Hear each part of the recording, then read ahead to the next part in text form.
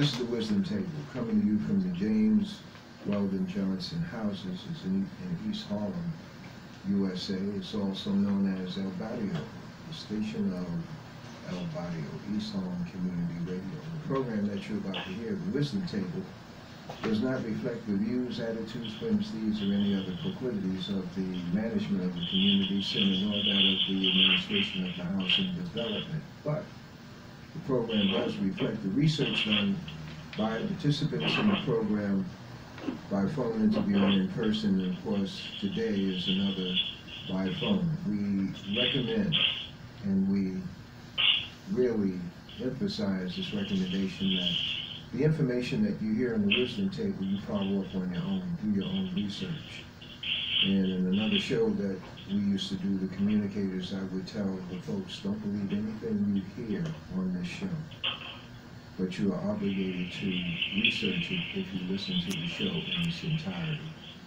And the Wisdom Table, going around the Wisdom Table, who do we have? Yes, Nellie Bailey, community organizer. Shirley, Stroud, member. Esther, Hyatt, member. Brother Stu and myself, Brother Leroy, co-hosting, and therefore the questions will come from a number of directions during the course of this show. Dr. Boles, last week we asked you to deal with fertility, and we covered those aspects of fertility, non-fertility, as relates to the woman, as relates to the man, lifestyle, etc. What we didn't get into was that part of the explanation of infertility coming from what we will call the old folks. How old folks would diagnose and say, well, this is possibly this is possibly that. Now, the second part of this look at fertility and infertility is looking at how modern medicine approaches correcting that situation, and looking at how the old folks approach the situation of infertility, whether it's in the male or the female. So the platform is yours, and thank you for joining us.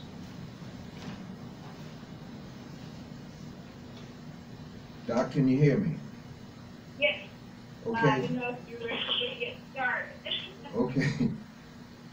You heard what I just said, and if you did, yes. Then we can. We want to talk about our contracts are fair. Some of them are modern, as I mentioned. Oh, hold tight. I want you to talk, if possible, right into the phone. Oh, yeah, am I not being heard well? We can hear it better. Okay, is this better? Yes, ma'am. Okay. Well, if I understood what I've been asked to do, we look at modern recommendations as to what are methods taken or medical processes recommended when the problem is infertility. And just to review for completeness, first step is always to investigate the possibility of a pathology. And in our talking last week, we included in that any type of disease state, and of course, customized would be sexually transmitted diseases. But the other things to look at has to do if you look at the female body, endometriosis is one of the main issues that can be an infertility problem. Also, any kind of tubular scarring or tubular closure can cause infertility. The other conditions, such as ovary atresia, can usually get well into pre-adolescence. So if we're talking about someone who's reached the age and they're putting themselves into a situation to bear children, whether it's an future choice or marriage, and after 2 years, this is the criteria of trying in earnest, and probably at least 6 months a week, then it's considered infertile. Dr. Boles? Dr. Boles? Yes. Yes. It seems as though your voice is going in and out, and we just need you to repeat what you said from the top. Endo. Oh, endometriosis. Endometriosis is a condition for tissue that is usually found exclusively inside the uterus. It is unique tissue to female and only found within the uterus. It is the tissue that implantation or fertilization requires for it to be appropriately implanted into the uterus. It must have endometrial tissue. Well, for reasons that I have never heard an explanation, some women can have what is called ectopic endometriosis, which means the tissue that should be exclusively in the uterus is distributed somehow within the abdominal cavity. And this can cause extreme cramping during menstrual cycles. It can cause pain during coitus or sexual intercourse. It can cause loss of blood such that the woman experiences. It can chronically anemic. So endometriosis now being widely recognized cause for women not being able to conceive. I was just listing some of the conditions in modern day we've come to diagnose, at least we have a better understanding.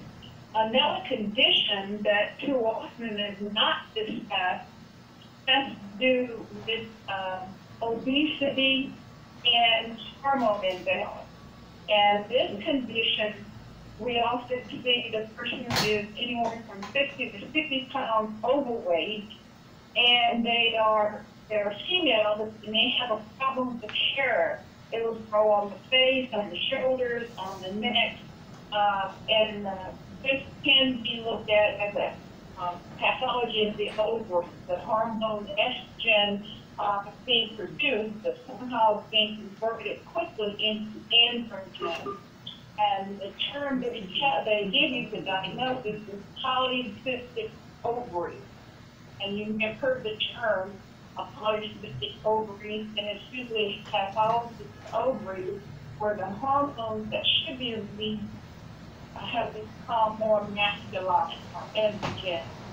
And it's a very clear term by different shoulders and neck, the problem with hair on the face and sideburns, and despite correcting estrogen levels, may have difficulties conceiving, maybe infertile. So those are just a few diagnoses that we would look at today if a woman was trying to get pregnant and had been trying for 2 years and has failed to be pregnant. And that's the mission to do clinically for infertility. Incoming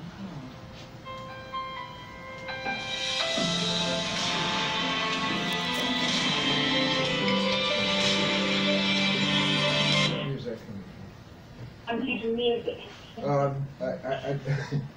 I guess they know we're about to get involved in some knowledge. I thought they were doing some revelation of music here to introduce. But to continue, we're staying in 2019, saying, okay, we have a situation, for whatever reason we determined the infertility. The other point that I made, and I want to re-emphasize, infertility is not just a female issue.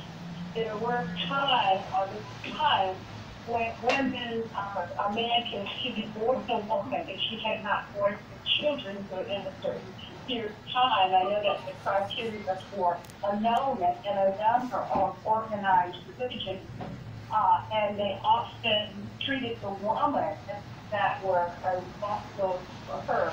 But we now know there are conditions in men that render them infertile as well. And somehow it seems to be a bigger ego blow for a man to find out the term they used when I was in school, which is shooting blank, that the sperm or the fluid that he's producing does not have living sperm. And we talked a little bit about some of the conditions that can cause deformity. in sperm, and since sperm has to deliver, be able to swim, it's the cell that moves itself at the tail, just like a tadpole. And anything that affects the shape and the motility of sperm can render a man sterile. So do that background, okay, what happens? Now you're in modern day, you have all the three conditions in place, and you've been trying to have children and nothing's happened. Well, in the workup, if you are a female, should be an endocrinologist on your team, because they need to take a look to be sure that all the hormones necessary for pregnancy are being produced. It is quite I would say, an orchestrated process. And you wouldn't believe it when you see teens saying you hear the term unwanted pregnancy, and you say, well, what do you mean it's complicated? Mother Nature is amazing. There are at least 6 hormones that are involved in the body, coordinates in such a way that an egg is released from the ovary, and the egg travels down the fallopian tube and finds the conditions with the uterine as it should be. It burrows itself into the soft tissue of the endometriosis. This hormone shifts in such a way that this signals egg to divide and differentiate into various cells. The central is made, and the embryo is safely tucked away for growth. It's a hormone that should distribute themselves first this and then that. Does not happen. Then again, a woman will have miscarriage. She may have the ability to get the egg implanted, but not the ability to form placenta correctly. Or the egg may implant, and then the endometriosis layer is too thin that the hormones necessary to thicken it does not work possible. So we look at 10 stages of pregnancy for fertilization of the egg would be the first step. And the second step is egg movement from fertilized. And by the way, the egg is not fertilized in the uterus. A lot of people did not know that. It is gently fertilized further up near the ovary, and the fertilized egg must down through the fallopian tube. And that's why many people who have had serious, pregnancy, they have had the fertilized egg that could not get through the tube. And this happens because scarification. Chlamydia is one of the main sexually transmitted diseases that can scar the fallopian tube. There are other feverish kinds of conditions that you can have in childhood. Obviously, you can have deficient fever and like with mumps or measles that can damage the fertility. Fallopian membranes again can get mumps and cause the catastrophe to affect it will be rendered sterile. So when we talk about vaccination, we're talking about children. Know that there are some viral infections that if the child has a full-blown effect, high fever, and 21-day illness, they can be tested with sterility. And that's true for girls and boys. Adults tend to be more aggressive with self-meaning, such that the testes are unable to make living sperm. But moving forward, once the egg is in the tube and it gets to the uterus, the uterus has to be ready.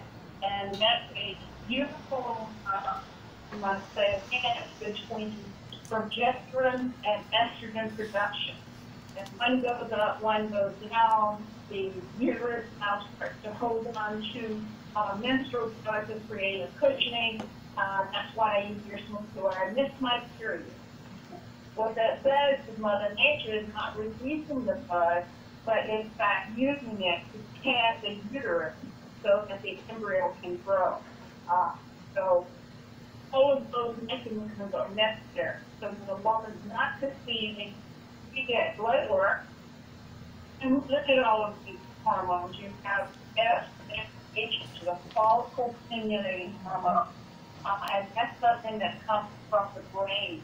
We have LH, luteinizing hormone. We have oxytocin. So many of us only know about estrogen or progesterone. but those are just two of about a dozen different hormones that are necessary to be high or low or rising and dropping.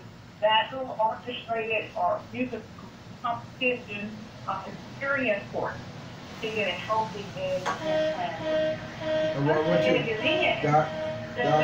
Doc, I want you, Yes. just hold up 1 second. Question. Would you kindly repeat those hormones you just mentioned? One having to do with the brain, that impacts on the brain. I think you Brain mentioned. actually releases what is called trigger hormones. And trigger hormones tell the ovaries what to do. It tells the pancreas, it tells the adrenal gland. The brain hormone that's most important for the patient is F in fish. Say it again, please. F, As I'm giving you that you were going to go to your doctor and say, I want a hormone panel. And you want for follicle stimulating hormone. okay. I got that. And the second one is very important is LH. And that stands for luteinizing, L-U-T-E-N-I-Z. Sorry, I'm having trouble understanding right now. Please try a little later. Luteinizing hormones. Just Yes, those are two hormones secreted by the brain that subsequently communicates to the ovaries. And that's a woman. You have an equivalent pair of hormones that communicates to a man, but these are constantly secreted since a man can have sperm every day, but a woman ovulates generally monthly, every 28 to 30 days, from 15 to 30 days. So the two hormones that are just critical for the brain to secrete as far as a woman is concerned are those two.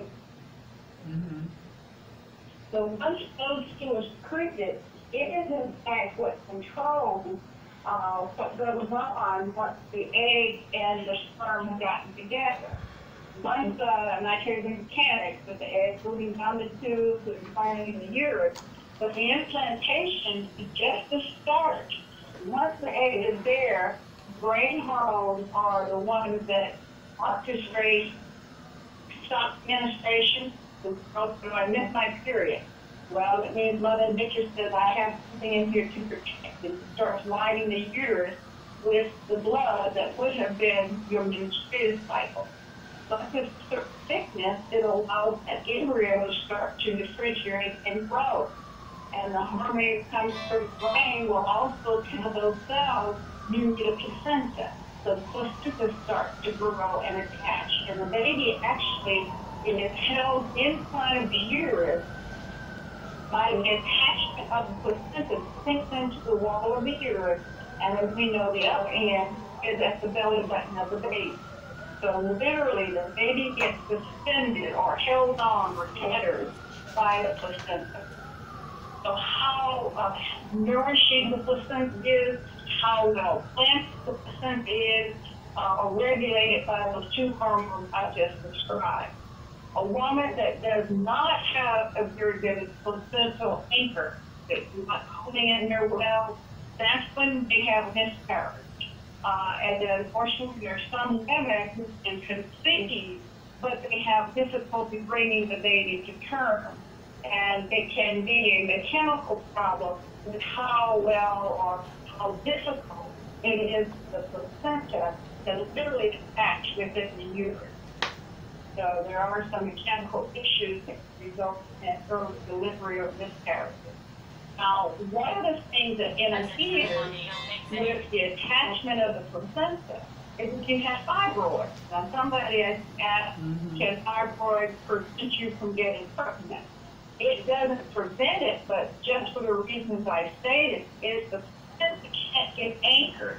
If it can't find a good place to sink forward into the uterus, if the fibroid is in the way, then you can have chronic miscarriage secondary to that mechanical problem.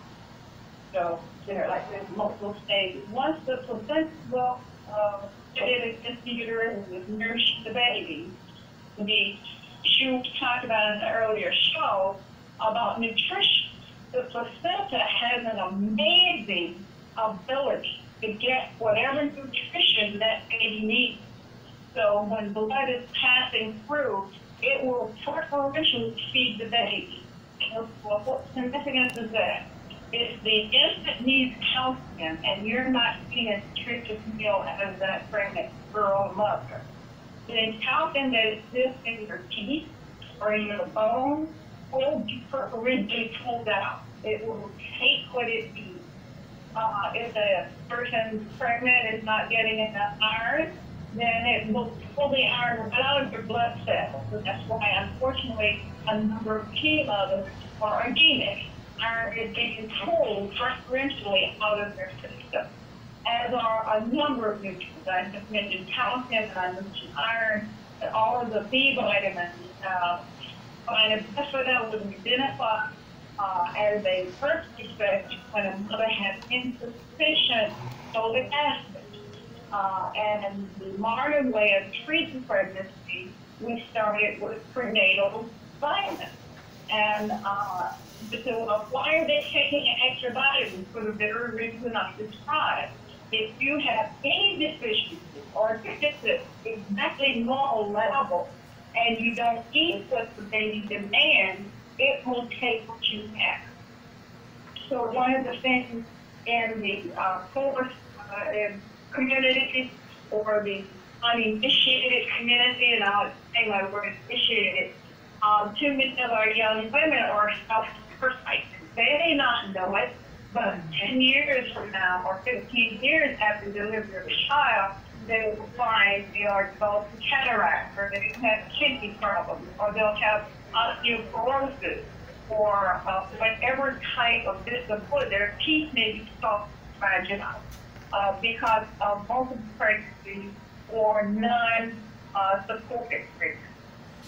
So getting back to the point of infertility, if the young woman has a needed mineral deficiency, if the fetus needs more vitamin A, or it needs more biotin, or more folic acid, that may also be the reason for miscarriage. That the baby cannot continue growing normally because the mother's body is not supplying a needed compound. So when we talk infertility, we're talking many-level. If you're simply meaning can she conceive, that's one level. The second one is can she deliver, meaning some women can get to the 3rd month and they have a loss. Some have got as much as 5 months and have a loss. And it's not a defect, meaning a genetic defect, very often getting nutrition. So I use the term initiate.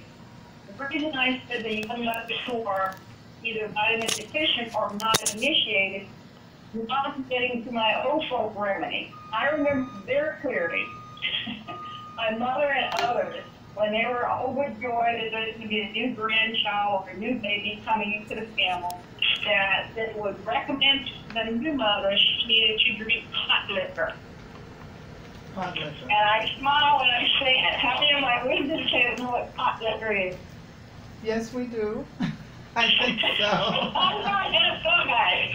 Is that the liquid of the collard green?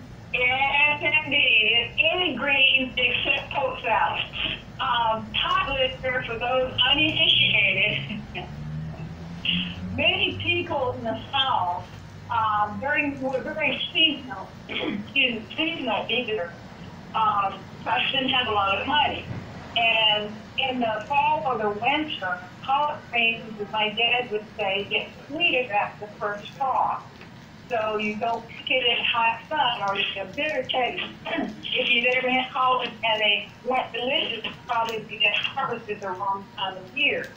But mustard greens, collard greens, turnip greens, most of the tops of the vegetables that are root vegetables can be cooked.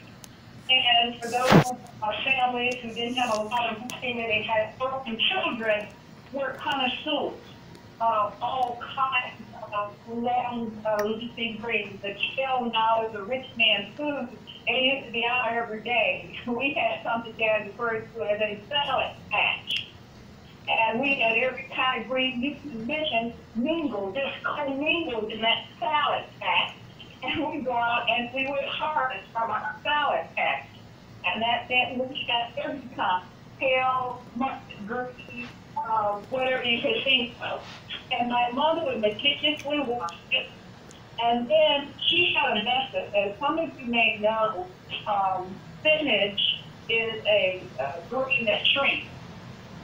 Think that you have a mess of spinach because you cooked this Asian food. But if you don't have enough spinach, you start cooking, you'll have a tablespoon full and you started with you stop with a mess of spinach. So my mother would collect spinach but wouldn't cook it the same day. She would do what she called gathering.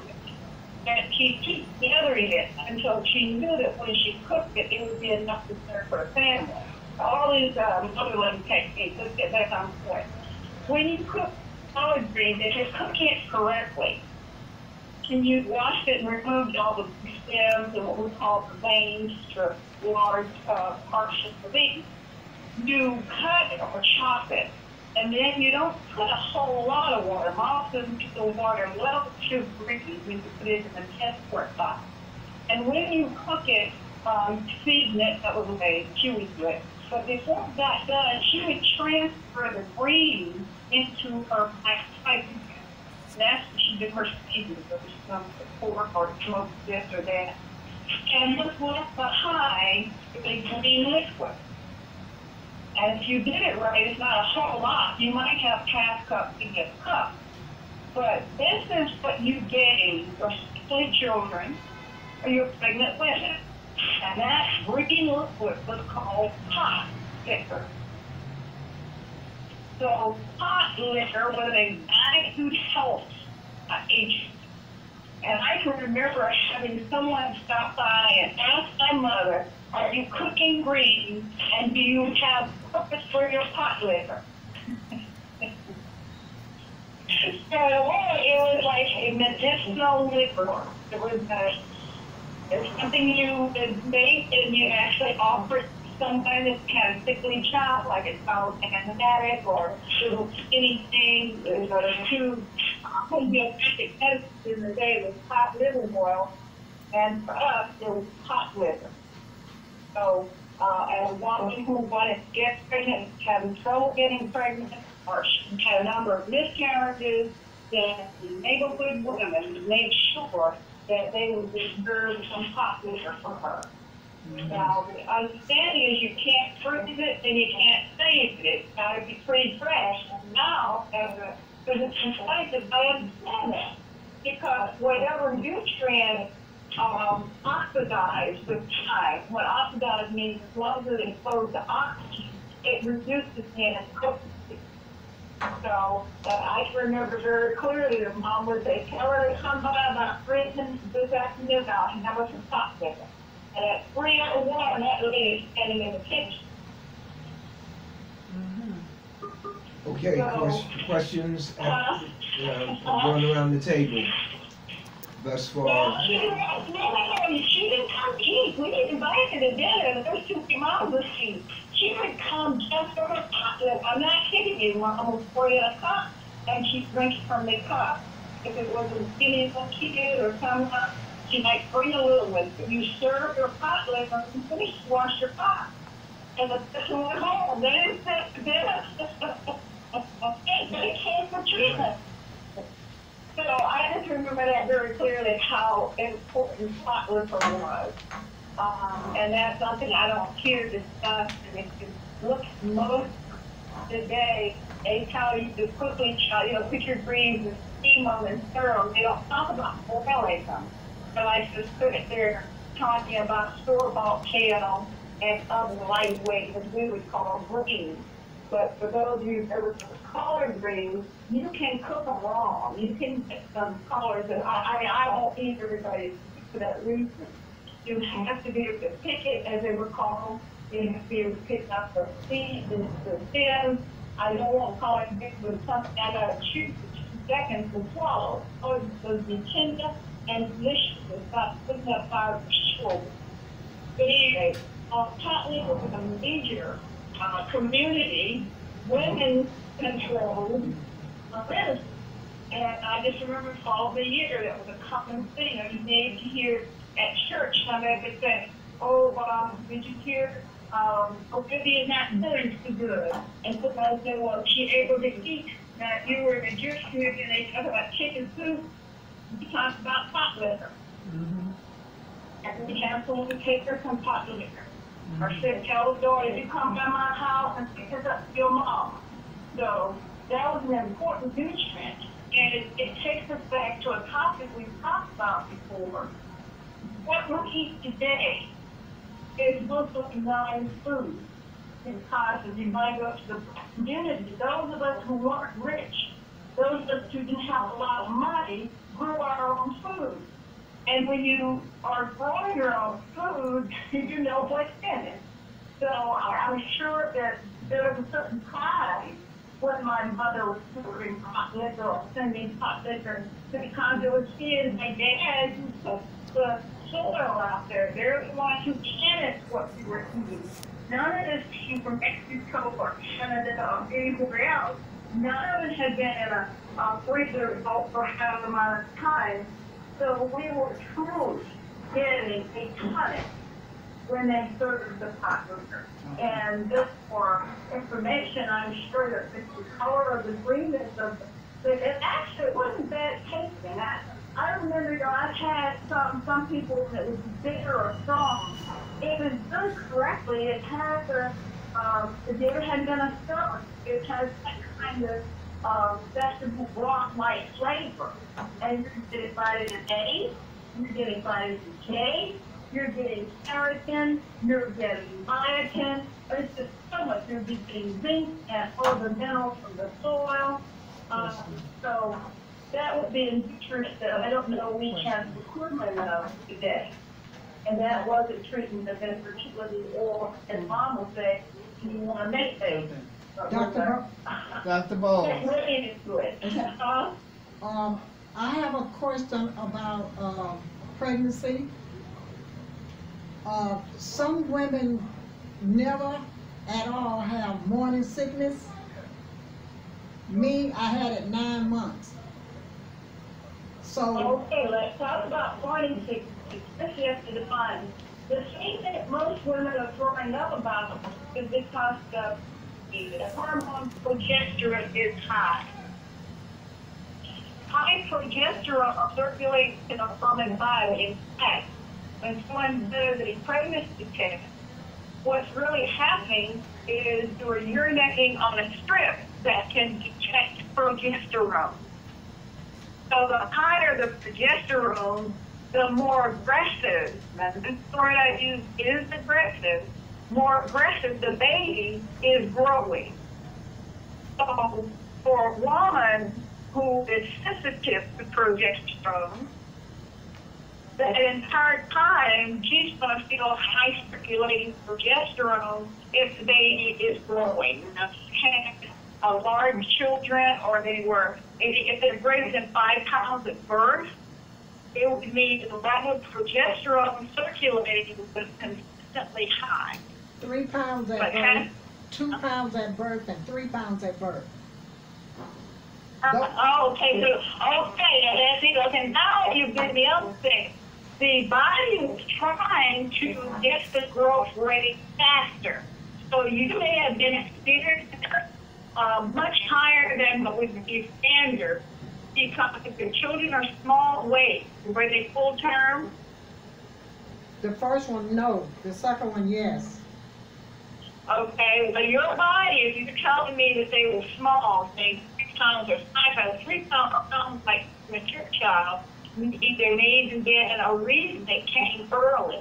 So having chronic morning sickness, I've known them to lose weight from just vomiting. They just can't keep food. And we often hospitalize that particular person, or give them bed rest in the last month. The hormones are going to take over. The only release is literally terminate the pregnancy, which means produce a living child or abort the child. Because oh my goodness, 5 to 10 times Sorry, level of I'm having trouble progesterone understanding. than a woman who had the standard size baby between 5 and 7 pounds. Because women who do not, or who have the usual morning sickness the first 3-4 months, is your body adjusting to the high progesterone. And that's why first thing in the morning, they would have morning sickness. Because you now are awake, it's hormones are higher than usual, and many women have dry heat, that they need to have eaten anything. And so the way not to cause progesterone drop, but because your body adjusts. But in a case where there's underweight children, or a situation where progesterone is particularly high, they may have chronic morning sickness, not just in the morning, in the evening day, but it's commonly in the morning. That's the first start of your day, and your body is trying to adjust to this new high-level hormone. So that's progesterone is usually the reason that women are get morning sickness, as we call it. Well, I not only was nauseated in the morning, I was nauseated every time I smelled food, I put food in my mouth, up until the day that I had the baby, and even after I'd given birth, I was still getting sick. Well, it sounds like to me that your level of progesterone is extremely high. And progesterone is the hormone that allows the baby to stay inside of the mother's body.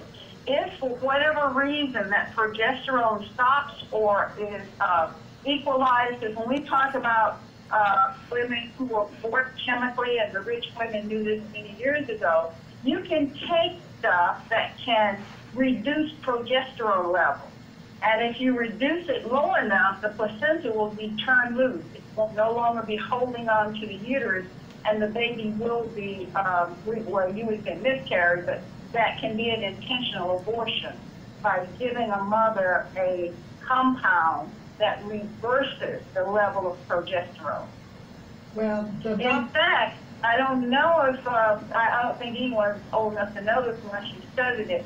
My mother talked about an auntie of hers, or my mother spoke about, my mother's not gone, that had a child born with no arm. And a drug was being given called phthalimide. It started with rich white that would have morning sickness, and perhaps they had the extreme type that you described, where they were vomiting all day long. And they were given a medicine called phthalimide. Well, phthalimide, and that's spelled Phalimide, if somebody wants to look it up. It did prevent morning sickness. The women no longer were throwing up, but it had a side effect. And the side effect is it prevented the development of arms. So from 1949, I think, to 1950, well, maybe earlier than that, 1945 to 1950, there were several very well-to-do, prominent people who gave birth to children without arms. I remember that. You remember that? Okay, I'm glad I have. Yeah, a lot of those people, those mothers, lived in England, if I... Yes, yes, well-to-do families. Right. And they complained they couldn't stand the morning sickness. So phthalimide was prescribed, and they would take it whenever, the first 3 months or the second through the third month, and they thought that was wonderful. They no longer threw up, they no longer was nauseated, but the side effect of the drug inside the uterus is it prevented the growth of arms. So we are very careful not to interfere with Mother Nature during pregnancy. So although some women have the extreme nausea and vomiting as you described, wisdom table, and there are some who look beautiful. Their skin glows and their hair grows and they just look rosy and shiny. That would mean that their body likes extra progesterone. And where it was also getting the baby to grow, it was doing positive growth things for them. I've seen some beautiful pregnancies. They just seem like a light bulb comes on behind their skin, and the skin is all moist, and some will have spurts of growth of hair. And I've known women who lose their hair. So how your body reacts to this increase in progesterone is very individual. But we try not to interfere with those symptoms caused by pregnancy. Those who have tried have had very bad results. So thalidomide came to mind when you said morning sickness, and that was used for about a 5-year window until it was related. Oh my goodness, you may not get sick, but your child's going to be born with nothing. And I literally mean that. Sometimes they had fingers attached to the shoulders, sometimes they had nothing there. They were just out arms.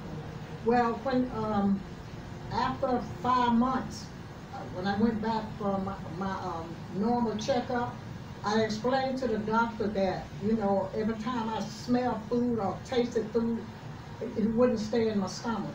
So he gave me vitamin E. But even though I was taking it, it didn't work. Nothing Well, worked. in your case, if you had extreme response to, I can't see you, but I was going to ask, are you a thin person? Not Were really. you? Were you a thin person at the Yeah, time? at the time, yes.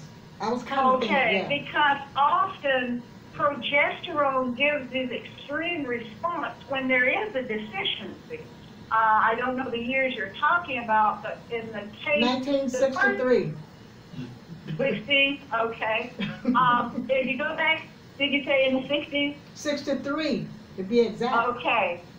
Well, the first line, I'm going to tell you what old remedy is for nausea, because when you said you smell anything like coffee or gasoline Yes, or buttermilk yes. or cleaning Anything. agents or vinegar, Anything. some of the things just to mention, I can remember Mom couldn't scramble eggs at one pregnancy, the smell of eggs or the sight of eggs. What the old remedy, since we're talking about that, how many know what wide-back bread is? Swieback.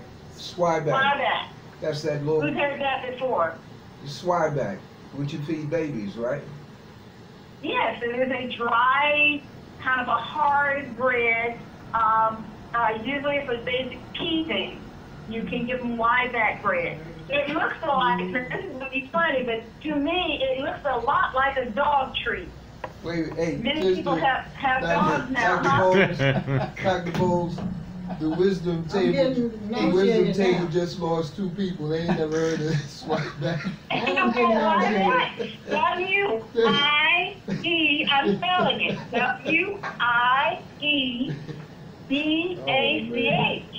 I think it was a German bread or German cracker, but it's pronounced, at least in the black community, where it's called Wieback. And if you say, well, what does Wieback look like? If you have a small dog, or if you're one of those with fairy babies, as they call them today, it looks a lot like a dog treat. It's like a little biscuit shape. It's hard. It doesn't have a whole lot of taste to it. And it was sold in either a metal tin, and it was called Wieback bread. It was classic. It looked like a cracker or a dog treat. Well, I'm laughing at... we're laughing at Brother Leroy because he knows what it is and we don't. As soon as you said Wieback, he jumped out of his seat almost. Because, hey, Dr. Boles, You heard of it?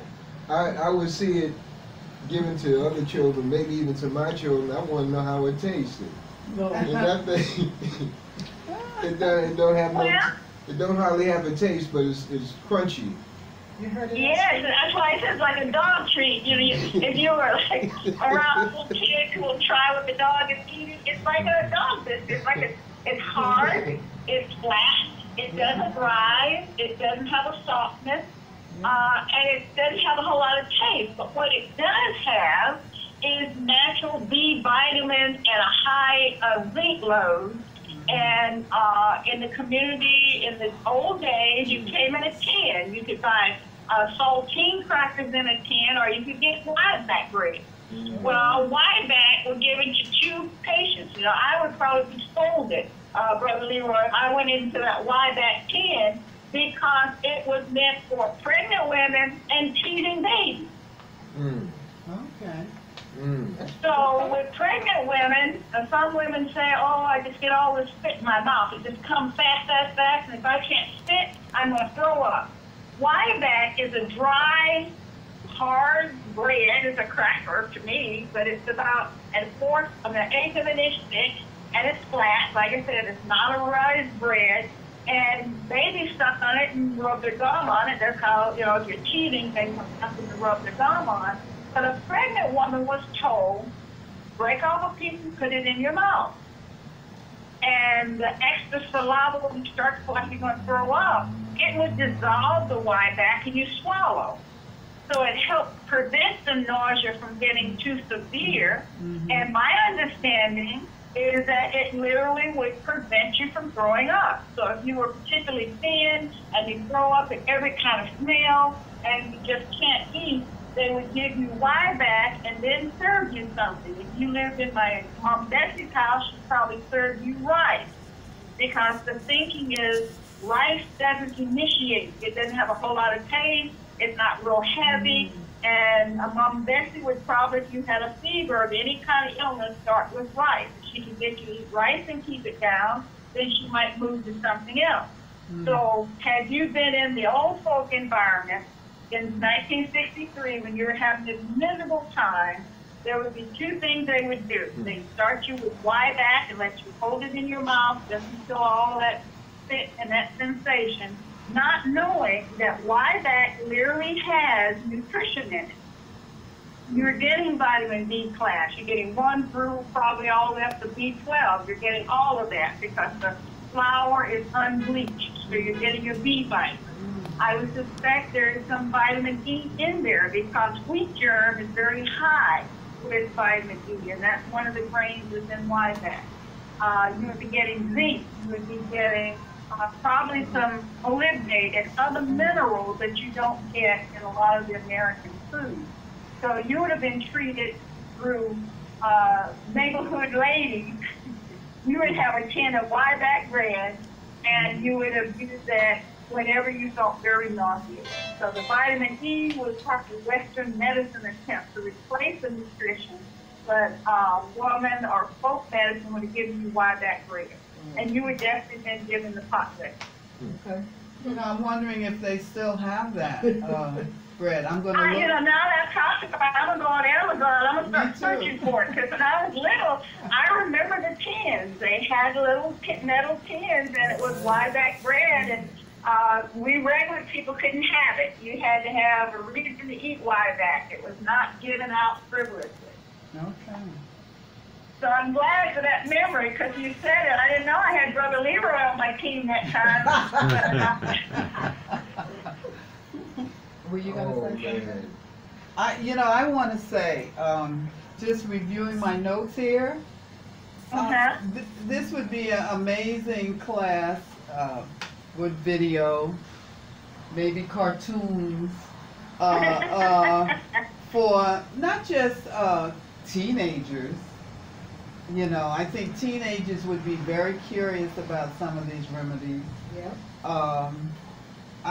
You know, as I sat and listening to you talk about the old folk remedy, and I was the one who knew what pot liquor was.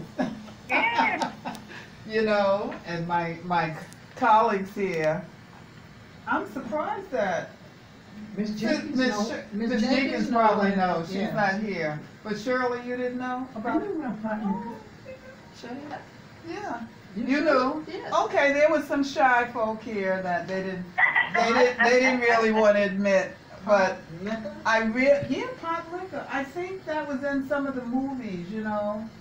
I don't remember, but I seem like I seen it or heard it. But I remember it from friends. I remember my mom saying that it's good for you, the liquid from the collard greens. Now, you shared with us that mustard greens, collard greens, and what was the other green? Turnip. Turnip greens, right? Yeah, any of the tops of the greens. And I was going to tell you, a good cook, whenever we went out in the garden, we knew what was under the ground. You know, we had turnips, we had carrots. Mom would even have something she did with carrot tops. Okay. Now, I have just seen recently in a DIY where they're telling you how to use carrot tops, and I just smile. I said, well, I grew up with it. Okay. But my mother was handy in the kitchen. She was innovative. If you didn't know, you can take, I get it right now, carrot top if you were trying to dye something. It is not, this is outside the food category. My mother would dye a bright yellow. Carrot tops when you have the fluid and you're trying to dye. My mother used to do needlepoint. You would take, and how many of you know what they say sackcloth? You know what a sackcloth is? What they used to sell flour in? Yeah, I know what that is. Okay, it's a different material. That mom used sackcloth for diapers. And it's a better material than cotton, just cotton by itself. At any rate, like I said, we were poor. They just get 25-pound sacks of flour, and Mom would reuse the sackcloth. And it's an ideal bandage. It's better than gauze when you're wrapping something. But we've had them for diapers. I know, because I did diaper detail. I have younger brothers and sisters where I was responsible for getting those diapers cleaned. Why am I talking about sackcloth? Sackcloth can be dyed. So I had a brother and sister that's 1 year apart in age. So they were both in diapers at the same time. But my mother was so meticulous that she didn't use things, if it was Isaac's diapers, you don't put those on Vicky's. So Vicky's diapers were Vicky's and Isaac's was Isaac. And the reason I'm talking about sackcloth is she would dye sackcloth a bright yellow that was to be used for my brother, and she did it with carrot top. She used a natural vegetable dye to have a different color. So if you change the baby, you could get in trouble if you didn't put the right diaper on the right baby. So anyway, yeah, any kind of green top is going to have vitamin A in it because it's capturing the sun and it's feeding the fruits of the plant. And if you look at folk medicine, they would look at what does the plant do in nature and translate into what you could expect it'll do for you. So if you're talking about a carrot, what is it doing? It's holding firm in the soil. It's taking nutrients from the top. So if you're, and the color is an orange color. So if you're eating carrots, it would say you need to have more strength. If you need to stand firm, have better balance. They would recommend a vegetable that does that in regular nature. So it's amazing when you heard what an old person was saying is good for you.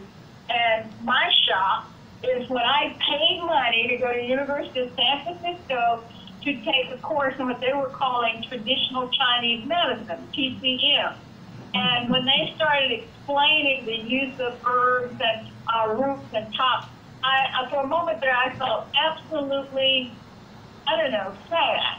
Because what they were teaching and making money to teach is the same thing, absolutely same thing that the old folk was saying when I was growing up, when they were saying, carrots are good for you because of this, or now in the TCM, they're saying, well, you dry the skin, you can kill the carrot, but don't toss the skin.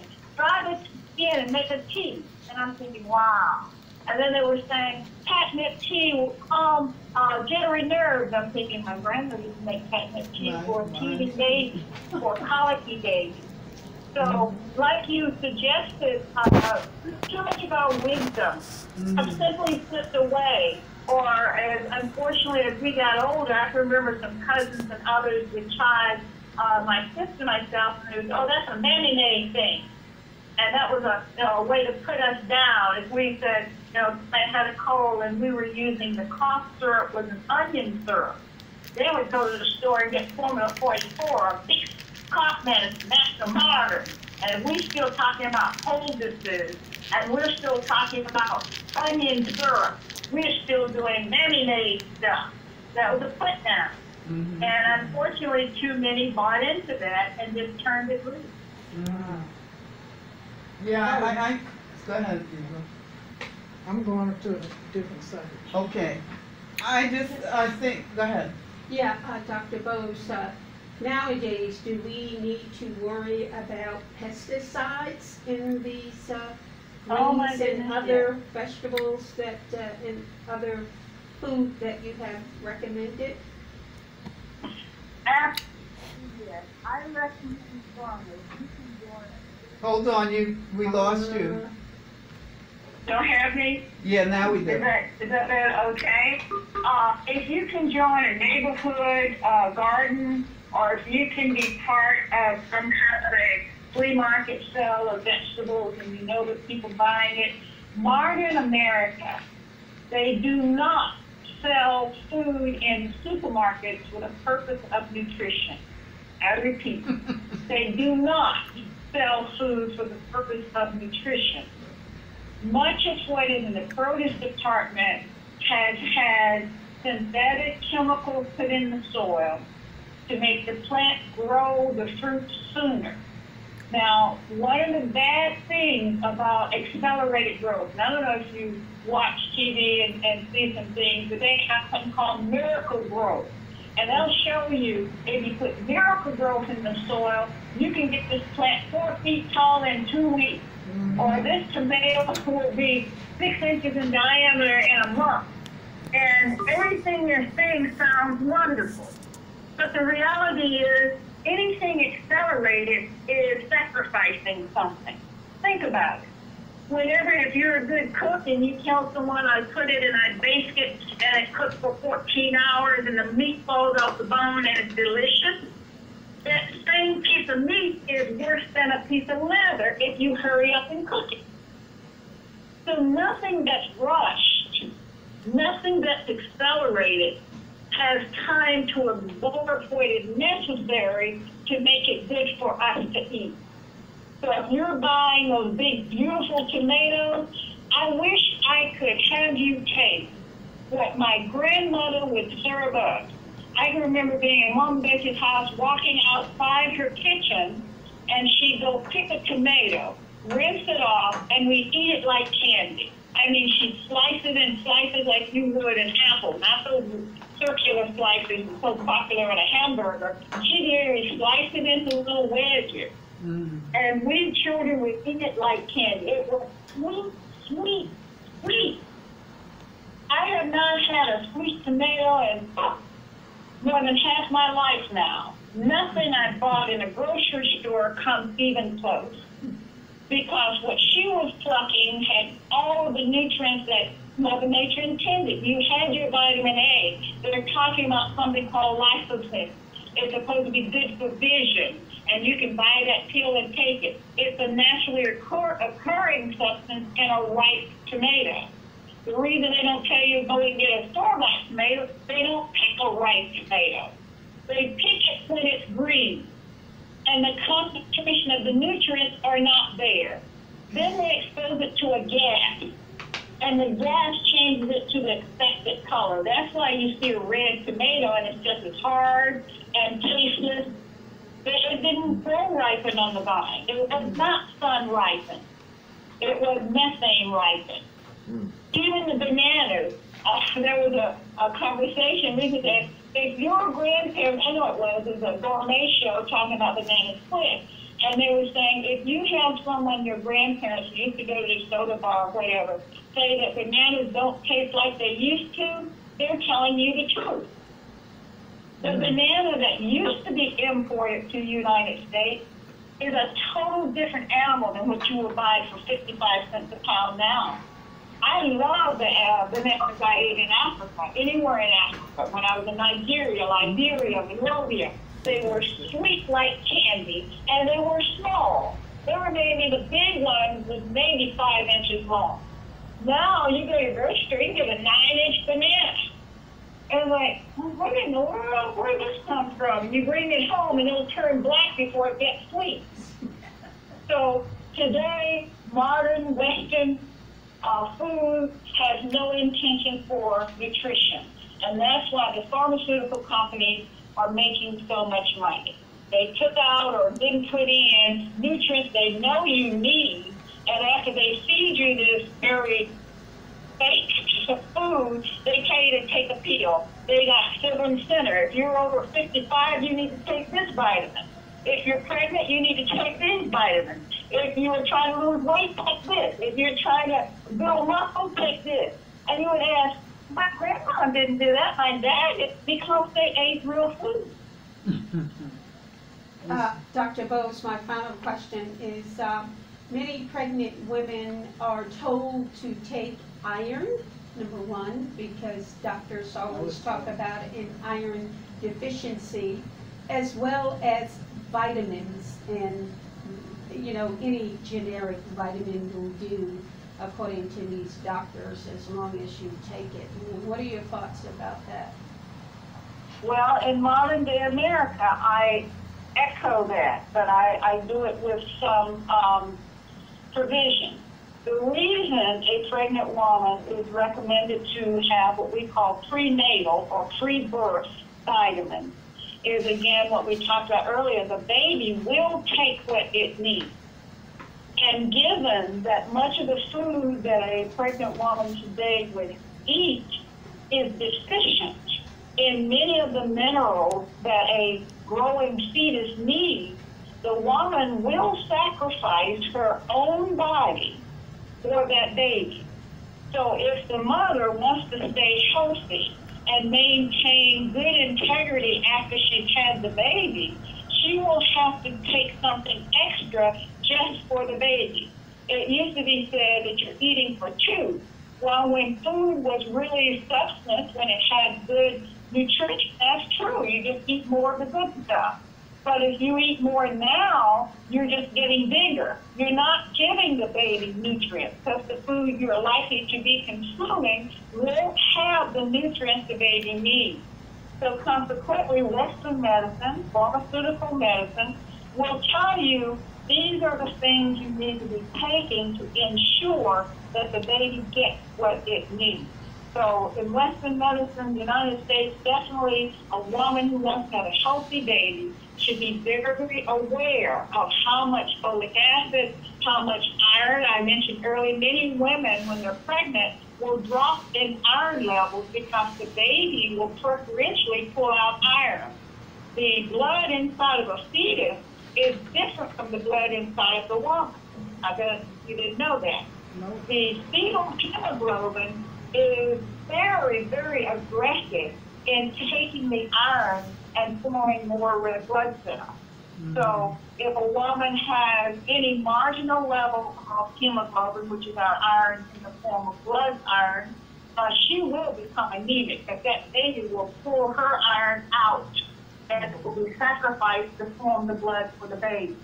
So prenatal vitamins in Western medicine, I say yes, yes, yes.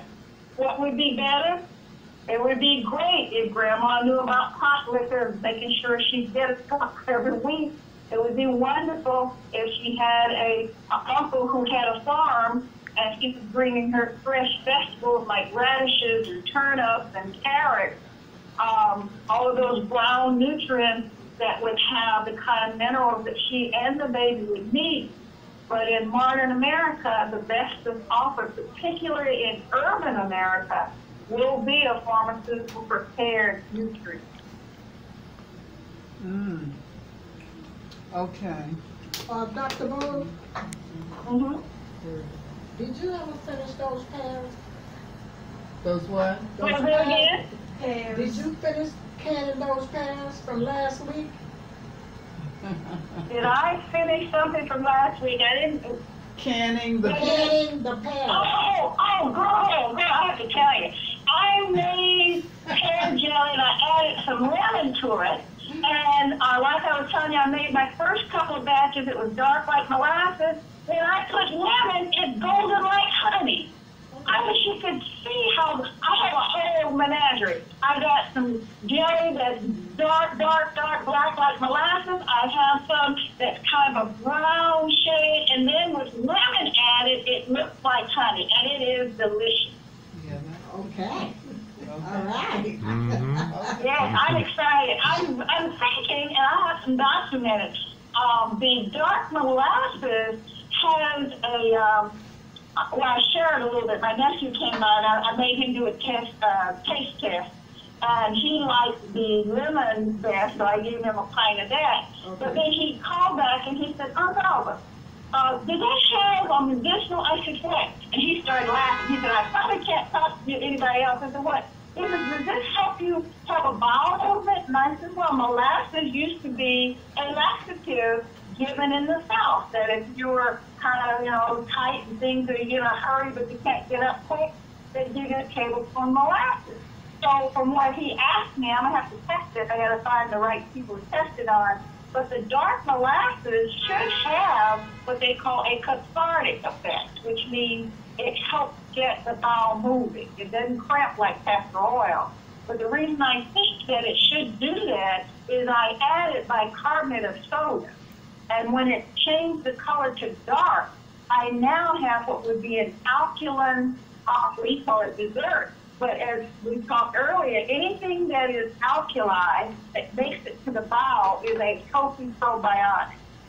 So I'm excited. I haven't done my testing yet. I may make some kind of a bread and then talk to my people after they eat the bread. Wonderful. Okay, all right. Yes, yes. I know you got me excited about growing stuff, I have a little place. I'm going to invite the wisdom table there. Because I have soil, not soil. I have what could be a mini farm. And so does Brother Stu, Yeah. And you know what I was thinking of? Is there a relationship, you think, and I think I know the answer before I state the question, but is there a relationship between some of these things you're talking about and nutrition generally, and the behavior of not just the children, but us? Yes. Yes, I can give you, there were studies, a couple studies done, but just to answer, and I just say yes, because children today, I wish I could give them live-back bread. I'd make the kind of bread I'm about to experiment with and make sure that my children are regular and they're not just eating this junk stuff and tying their bowels into knots. And I've had many parents come and tell me, oh, he said he hasn't been in the bathroom for a week. I mean, it's not a week. I'm serious. They have a problem with constipation in children. That's one of the number one things that they come into their pediatrician about. But anyway, that's neither here nor there. That's what I mean. If you can cook, you can prepare food where Mother Nature will just naturally have elimination. One of the things that we're spoken about when we're talking about probiotics and gut health, if you look at a baby, anybody taking care of a baby under a year old, they will cry, you change them, you feed them, they poop, and they go back to sleep. That's the natural flow. Your Sakota will eliminate when you're putting something fresh in. When you let it stack up, how efficient can that be? I mean, come on, the deck's already full of stuff that's ready to get rid of, and you're trying to absorb a nutrient. So the concept of digestion and what helps elimination, one of the reasons that there can have poor elimination, we'll say that instead of constipation, is insufficient water. Children today will drink pop and they'll do anything but drink water. So one is dehydration. But the second thing is the bowel health. If you have leaky gut, where the waters that are in your food get not absorbed, then you're going to have gas, you're going to have bloating, you're going to have constipation. So to answer your question, behavior, by all means, we go back to old-time medicine. My mother used to give us, and here's her terminology, a dose of castor oil twice a year, at least twice a year. She'd give it right after school ended so we could clean out all of whatever, accumulated when you were around all those other kids. So you got the summer with your family, and you got a dose before school started. And I remember that clearly because we only had one bathroom and there were a lot of kids in the house. But we don't even think of that anymore. See, my mother and my grandparents were clear. A child's system needs to be cleaned out. We need to get a fresh start. If you talk to any good nutritionist, they tell you we need to fast at least one day a month. Some will say 3 a month. I do a modified fast where there's several days in the month where I'll eat nothing before the last meal of the day, which I take before 6 o'clock. Your gut needs to have relaxation just like every other part of your body. And if you're snacking all day long, like some kids are, I mean, they got to eat popcorns or cheese puffs, and then they want to eat regular food, and then they want a soda pop, and they want a milkshake, something just like you want to sleep. Your bowel should have some rest. So to answer your question, by all means, A child that is constipated or in any way in a malabsorption state cannot behave well. But by definition, it would be jittery.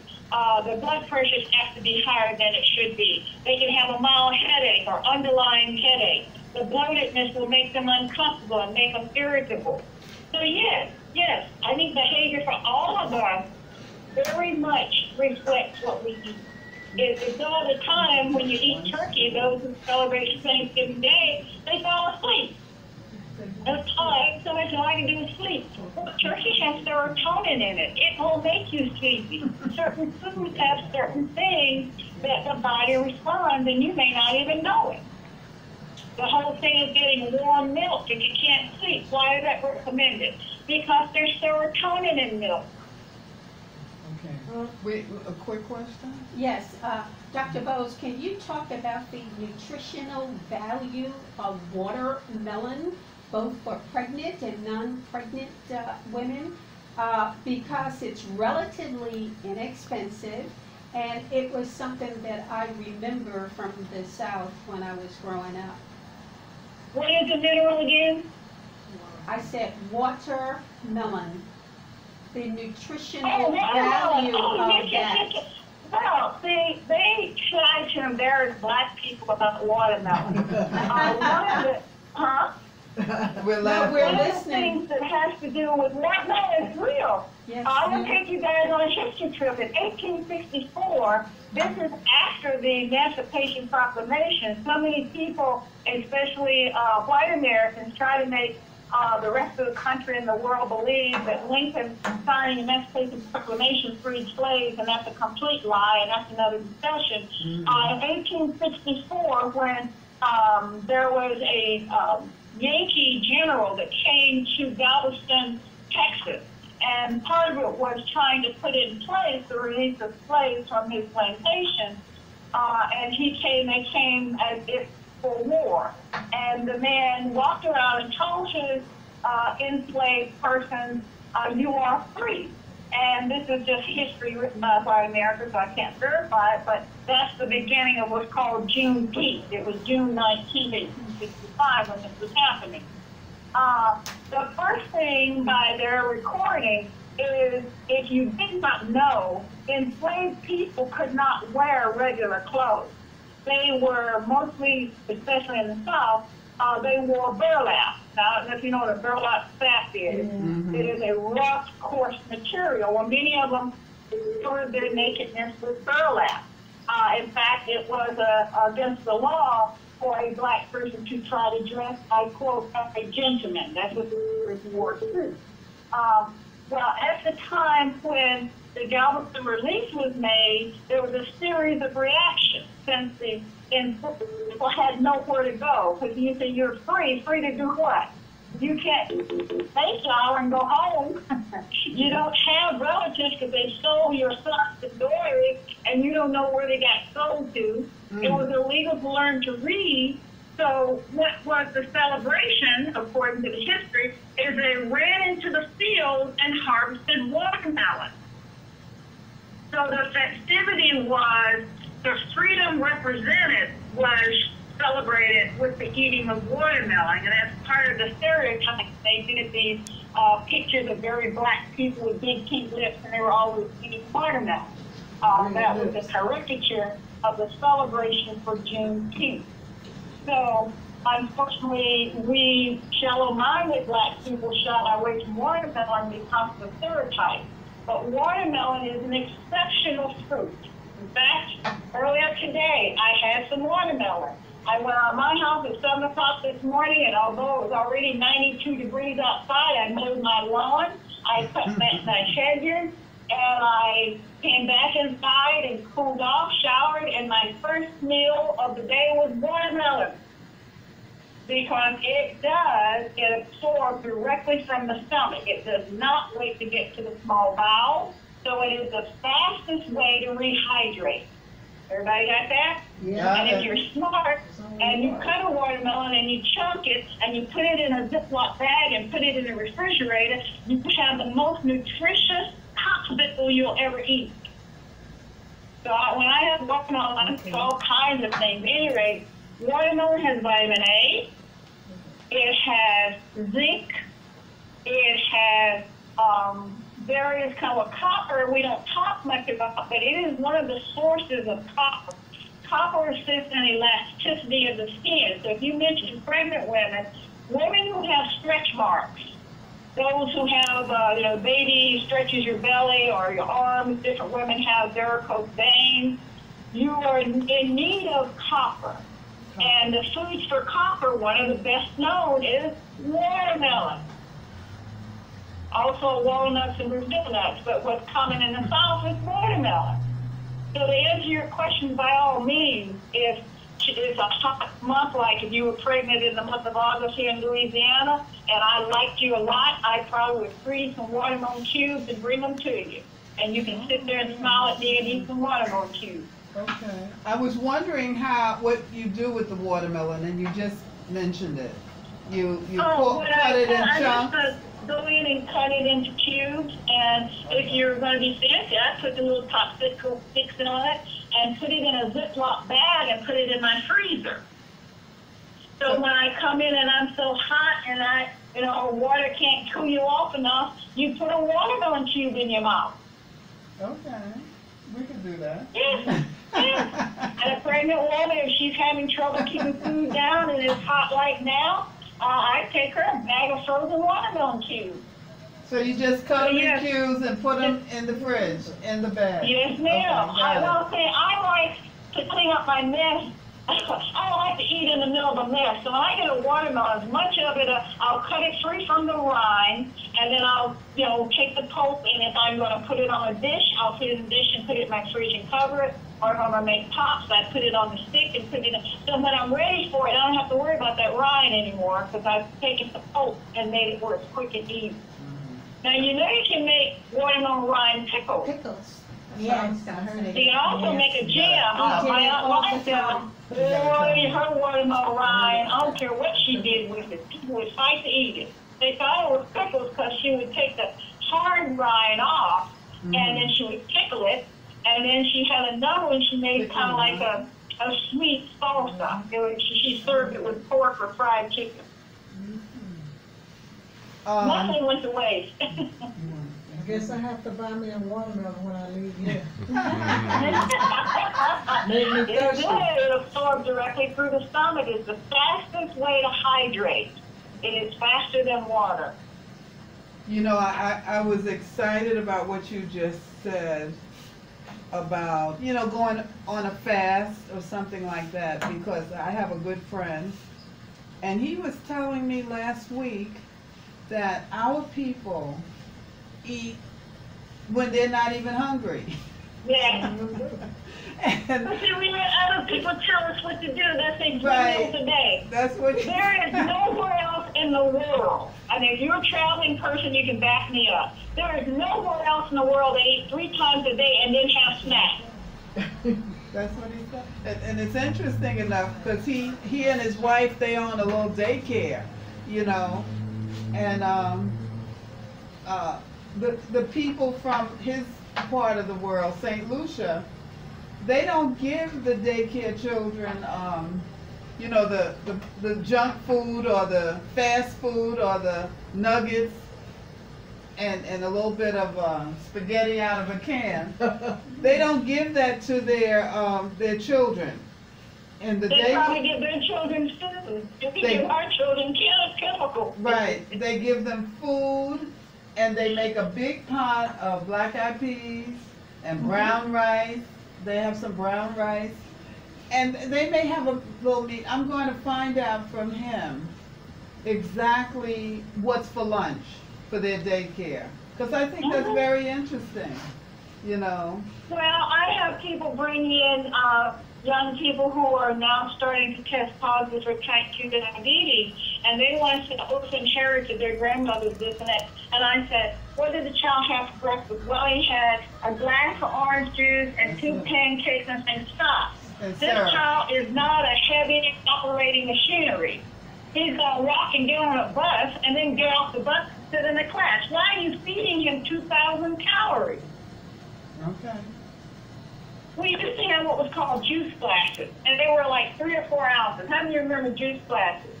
If you got a real set of china, you would get these little glasses, almost a little bit bigger than a shot glass, and it was called juice glasses. Yeah. Well, modern day now, if you go to IHOP and you go order all those pancakes, all you can eat, they order a pint of orange juice to go with it. And it blows me away. It's like, why are you drinking equivalent teaspoons of sugar, because that's how to sweeten the citrus taste of orange juice, and then you're going to pour syrup over the bread that's already 1,800 calories, and you call it breakfast. You know, And we've been brainwashed. Yeah. You know, I just saw a book by a brother, and he, the title of the book, it's a little pamphlet-like book, but the title of it, How I Was Able to Eat One Day, one meal a week, right. And I was sort of fascinated by that book. I didn't get it yet, but I do plan to pick it up. Well, I mean, I'm smiling because, I mean, I've had different people like had come and live with me right now. I'm in my house myself. And if I go, my nephew visited a week ago Sunday, and it's always a delight. And he wants to really show off Velva, and we go and eat. And what I have found by my being just on my own and eating only when I'm hungry and doing things, you know, not cater to others, what I had for takeout, you know, I went to one of these restaurants, they have triple decker sandwich. I think it's called Walk On. It's a pork kind of bar. And the food is nice, but it's really too much. And my takeout fed me for lunch the entire week. Because it was on Sunday that we ate, and I cut the sandwich in thirds because I couldn't pick it up. And they give you waffle fries and whatever else. And it was just funny that I eat when I'm hungry, when I'm not, I don't. And from Sunday to Friday, I was still eating my sandwich. It was wonderful because every time I got a piece out of it, I sat down with my nephew, and it was a smile. See, we eat, and it's no longer in itself something. You know, we eat while we watch TV. We eat while we're driving. We eat while, but food should be in itself something special. I mean, I've learned that my dad always blessed the table, so I never went far from that training. So before I eat, I say my blessing, and while I'm eating, I've learned to say, this is really delicious. Oh, wow, this is tasty. And once you finish, you're satisfied, and there's a sense of joy. So I don't understand someone you walk in and they say you want a biggie size. So what is a biggie size? You just trying to fatten me up? You want me to get type 2 diabetes? Now listen, Doc, I don't think that we covered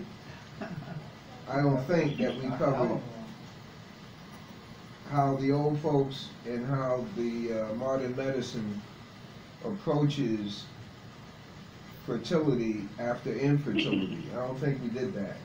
We didn't talk about positions yet, so we always get to the end. Well, my mom was saying, you want a girl, baby. Or a boy, baby, or you working on twins.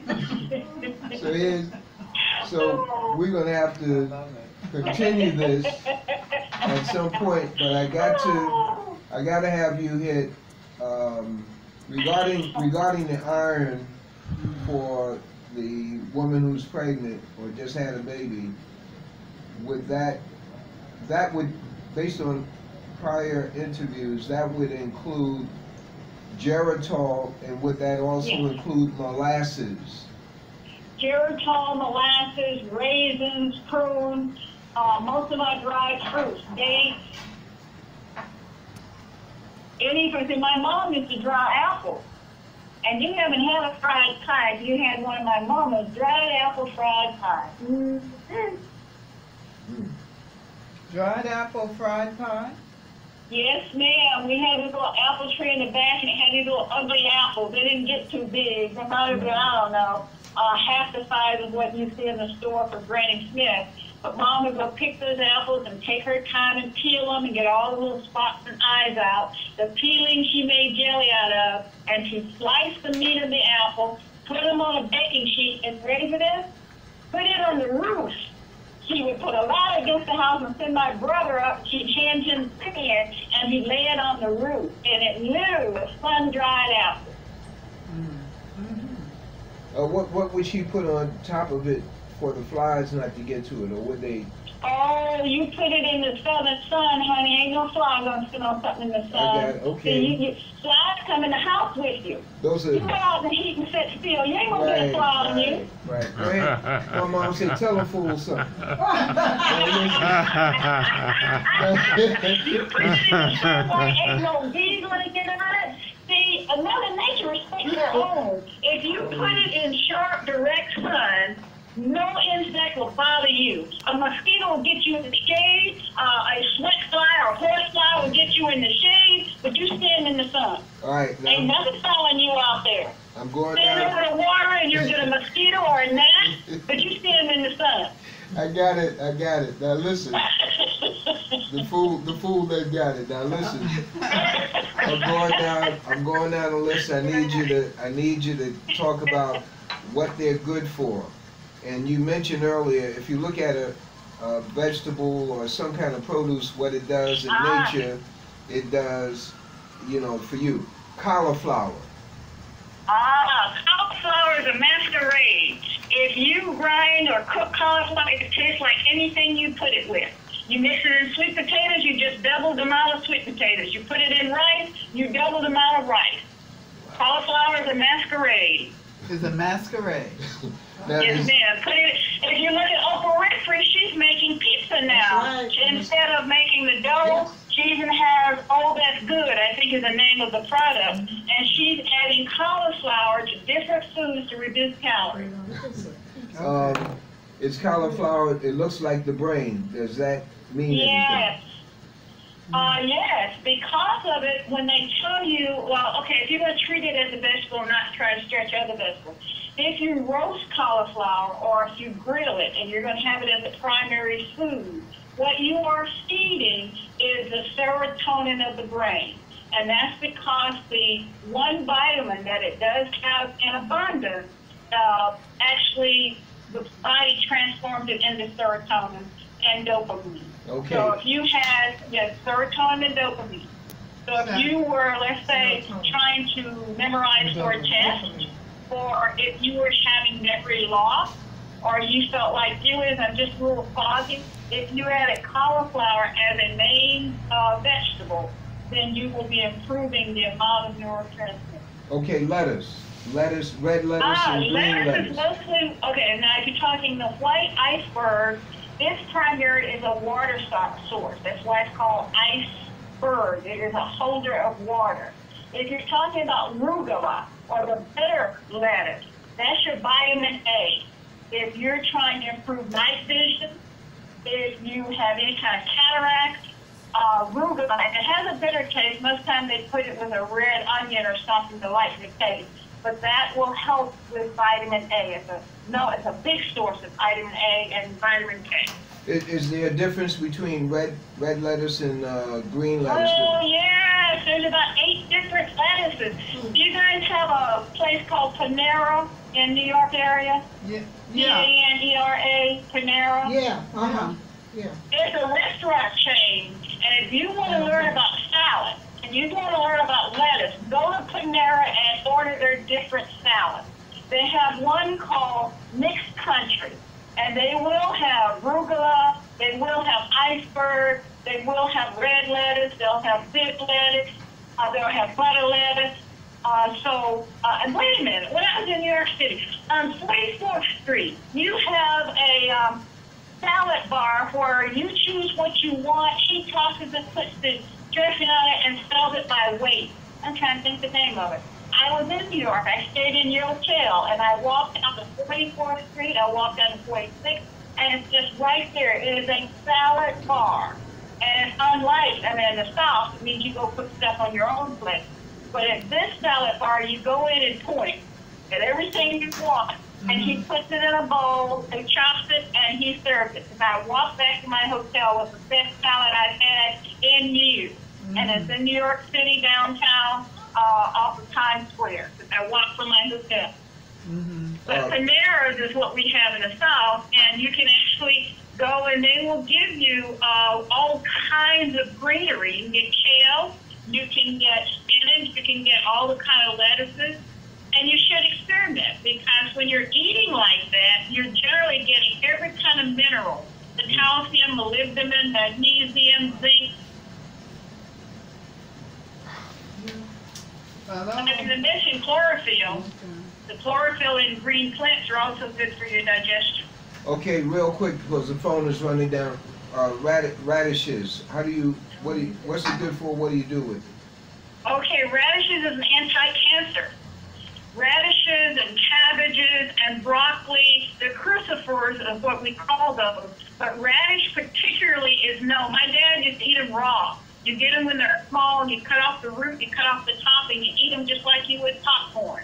But it is if you have a family history of gastric cancer, if you have been diagnosed with polyps in the lower gut or colon, radishes should become your friend.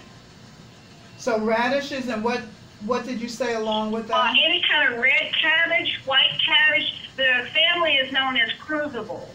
And that would be your cabbages, the tops of the broccoli. Those are anti-cancer foods. They are known to go into the system and kill off any of the oxidizing agents or free radicals. What about Brussels sprouts? Brussels sprouts in that family. It isn't a cabbage family. Yeah, I know with the broccoli, the top of the broccoli, sometimes we throw that out. And that's what I'm saying. We need to be educated. Right. See, one of the things is somebody asked about Brussels sprouts. Why did I not mention it? Too often people overcook Brussels sprouts. When you overcook food, you kill the healthy part of it. See, most of the time with cabbage, we can eat it in coleslaw. That's popular in the South. Anytime you can eat it raw radishes. If you can do Brussels sprouts, and all you want to do is steam them real fast, it should still have its color. Same thing with broccoli. When broccoli turns that dead green color, you kill the nutrition in it. So you want to eat it when it still has that bright color. But I understand, I don't like raw broccoli. I do parboil it, and I do slice my Brussels sprouts in half, and I also steam them. okay. Watermelon seeds. I crack the seed and get the pulp. Just like pumpkin seed, you can eat any of the melon seeds as a nut. Pumpkin seed is more popular, particularly in Africa and other places. You can buy them in a health food store. But watermelon seeds today in Western America, we do seedless watermelon. It's hard to find a watermelon with seeds in it. But the seeds. If you have the seeds and you dry it, because you want to wash it and dry it, you can parch them directly in the oven. It's usually a slow parch, 200 degrees, and I usually put salt and a little oil before I start to roast them. Okay.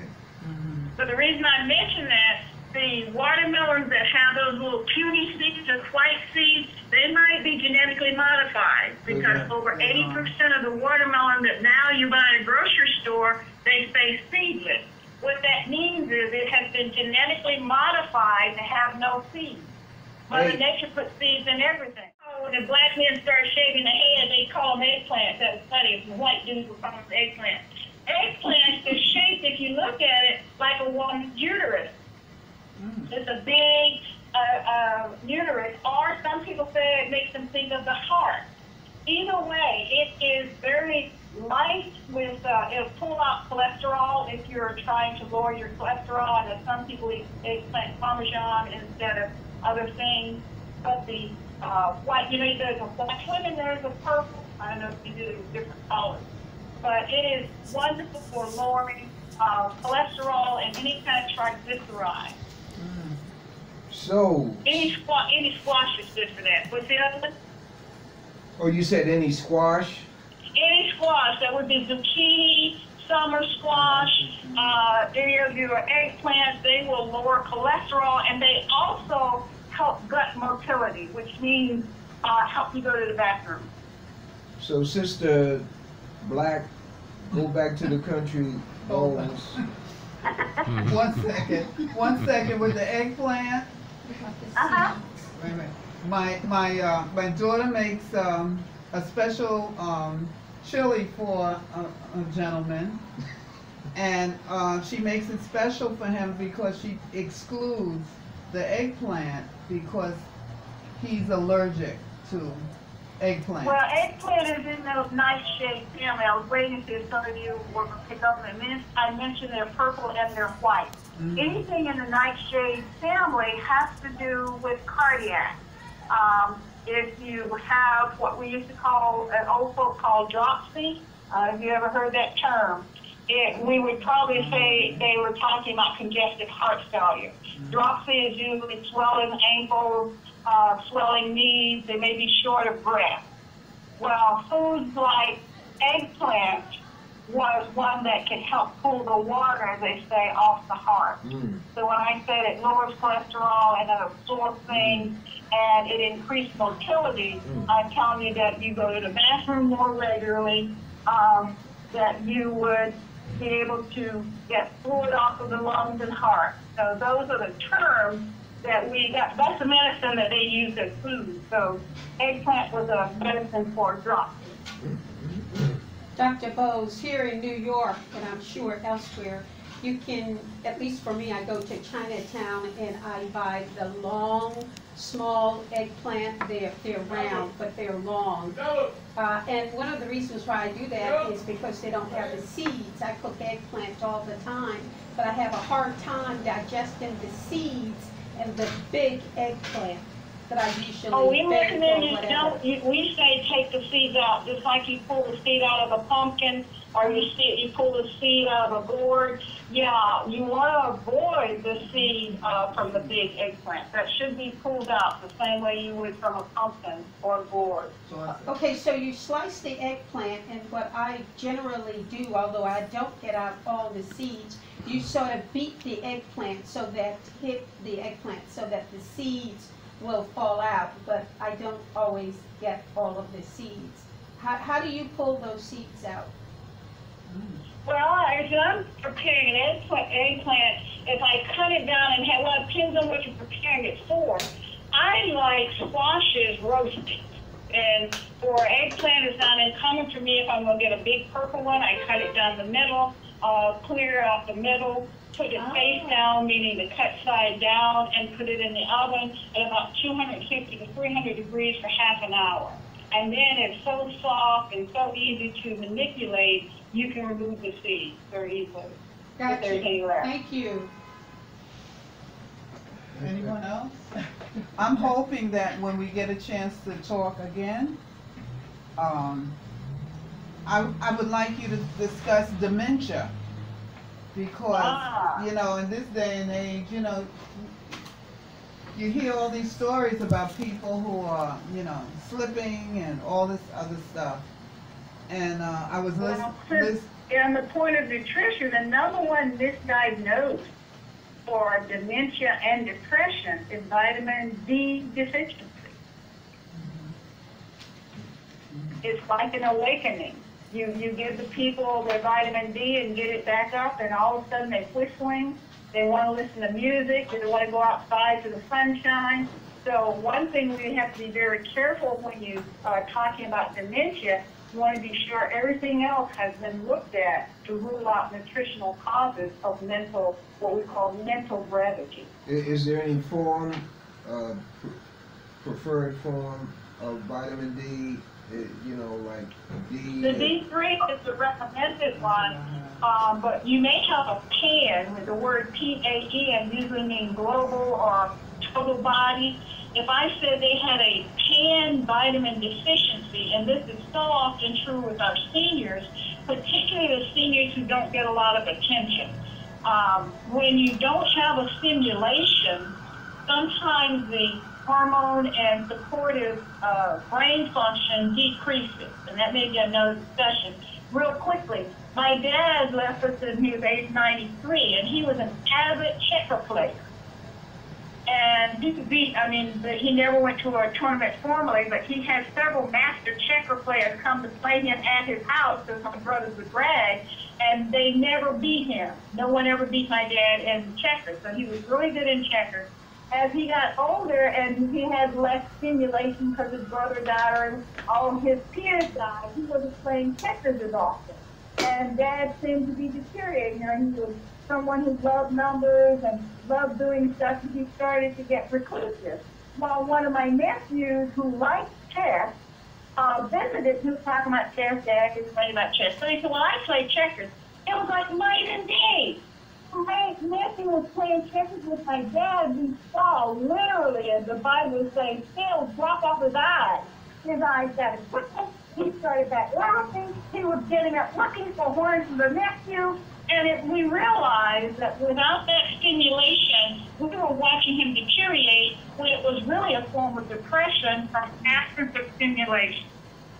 Beautiful. So when you say dementia, you want to be careful that it's not because Dad used to say, I'm the only one left. And I heard him say it once, what do you mean? He said, well, all my brothers and sisters are gone. The guys I used to play checkers are gone. And when that happened, you have to know what got him involved with things that stimulated his thinking. I mean, he wasn't a scribe, but he could still.